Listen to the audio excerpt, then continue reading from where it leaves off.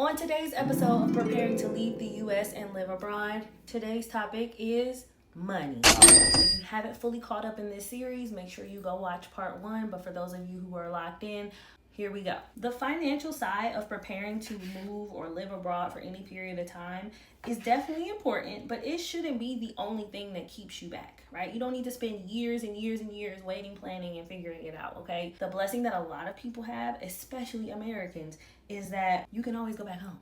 You can always go find an apartment and get a job. Like, that's the one thing I love about being an American. Not saying that everybody has that privilege, but for those of you who do, keep that in mind. Next, you need to make sure that wherever you're going, you're planning your finances based off of the currency exchange in that country. Because if you're trying to plan based off of the cost of living in your country, then it might not equal out the way that you think it will, okay? So, for example, if I were to go live in, let's say, Colombia, my cost of living, my living expenses are going to be way less than if I were to live in the US. So if I'm like, dang, I need 3 months cost of living before I can leave, I'm calculating in US dollars, it might take me a little longer. Now, that don't mean that you just underestimate, okay? Because you are going to another country, you want to prepare for emergencies or anything that could happen that might cost extra. If you have a job that you know is going to continually pay you month to month and it's a certain thing, you really ain't got nothing to worry about. It's my entrepreneurs who might feel a little uneasy if you don't have like some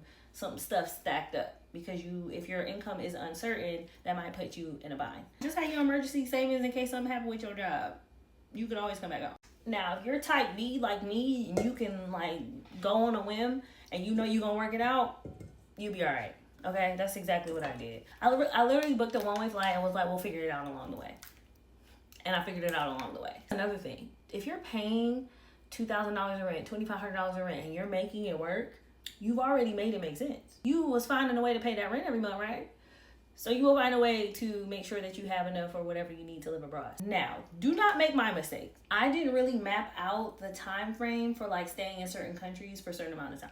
Like the last place I was in Colombia, and I pretty much hit my limit of stay. Preparing for just things like that, like visas, just staying in a country legally, like you don't want to play around with that, because I've never been to Colombian jail, but I don't want to find out. You don't know a place until you live there. So that's what we're going to talk about in the next video. Make sure y'all hit that follow button and subscribe to my YT channel, because I'll have long form content over there. Okay, see you, bye.